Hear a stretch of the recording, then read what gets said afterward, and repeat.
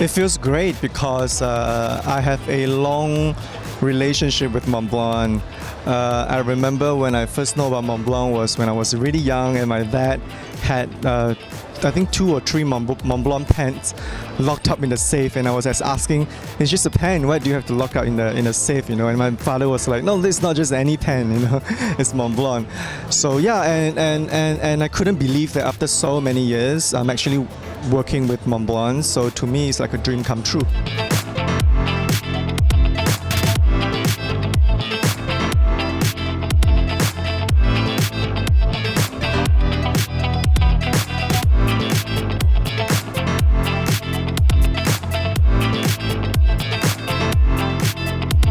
Well, I look for something to represent my lifestyle, represent my job, my age, that represent my state of mind. So I think to me, watch is not just about telling the time, like you can do that with your phone, but a watch really represent who you are, So what kind of watch you choose is actually really important.